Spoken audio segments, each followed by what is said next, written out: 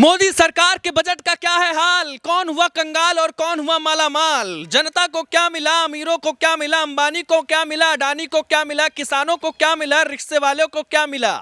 आम लोगों को क्या मिला? सब कुछ बताएंगे। बजट की खास बातें 5-6 बातें हैं जो आपके काम की हैं, बाकी कुछ नहीं बताएंगे। मोदी सरकार ने चुनाव से ठीक पहले अपना अंतरिम बजट पेश कर दिया है। अंतरिम बजट का मतलब सरकार खत्म होने वाली है उससे पहले का बजट। उम्मीद की जा रही थी कि इसमें बहुत कुछ होने वाला है, लेकिन वाकई में क्या कुछ हुआ है, क्या आपको फायदा होगा, क्या नुकसान होगा, क्या सच में कुछ आम जनता के लिए भी है, इसमें हर एक बात की हम आपको जानकारी देने वाले हैं। मोदी सरकार का जो सबसे बड़ा फैसला रहा है वो गरीबों को आसियाना दिलाने पे रहा है।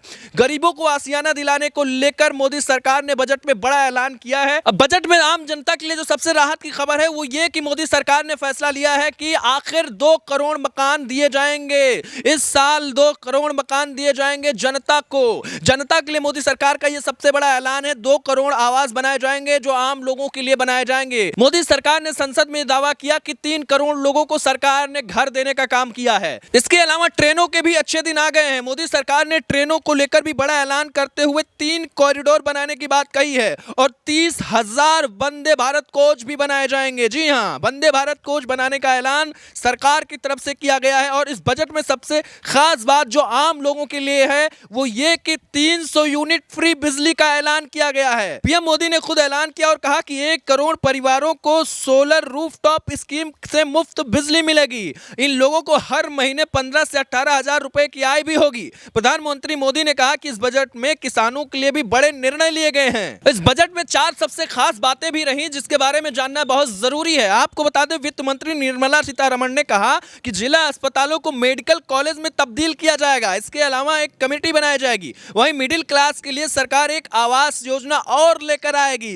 सरकार डेयरी किसानों के समर्थन के लिए योजना भी चलाएगी। इसके अलावा झुग्गी बस्तियों और चौल में रहने वालों को आवास दिया जाएगा। यानी अब तक जो लोग झुग्गी में रह रहे थे, चौल में रह रहे थे, उनके लिए सरकार ने बड़ा कदम उठाया है और बजट में उनके लिए बड़ा ऐलान किया है। अब वो अपने घर में रह पाएंगे, ऐसा सरकार का दावा है। आपको बता दें कि वित्त मंत्री ने साफ कहा है कि सरकार का कुल खर्च 44.90 लाख करोड़ रुपए इस बार का होगा। पिछले साल ये 45 लाख करोड़ का था, लेकिन चुनाव से पहले सरकार ने गरीबों को आसियाना देने का जो प्लान और ज्यादा अच्छे तरीके से बनाया है, इसको एक मास्टर स्ट्रोक माना जा रहा है। वहीं दूसरी तरफ बात करें तो रेलवे के इंफ्रास्ट्रक्चर को भी मोदी सरकार ने सुधारने की कोशिश की है और वंदे भारत ट्रेनों को ज्यादा से ज्यादा दौड़ाने का प्लान तैयार किया गया है। हालांकि टैक्स स्लैब में कोई बदलाव नहीं किया गया है, यानी मिडिल क्लास को कोई अलग से राहत नहीं दी गई है। जो पिछली बार का था स्लैब वही रखा गया है। वहीं लगातार इस बात की चर्चा हो रही थी कि हो सकता है सरकार महंगाई पर भी कोई कदम उठाए, लेकिन आपको बता दें ना तो कुछ सस्ता किया गया है और ना ही महंगा, यानी जैसा था सब कुछ वैसा ही फिलहाल रहने वाला है। मोदी सरकार ने दावा किया है कि उसने 25 करोड़ लोगों को गरीबी से बाहर निकाला है। गरीब कल्याण योजना में 34 लाख करोड़ रुपए खातों में भेजे हैं,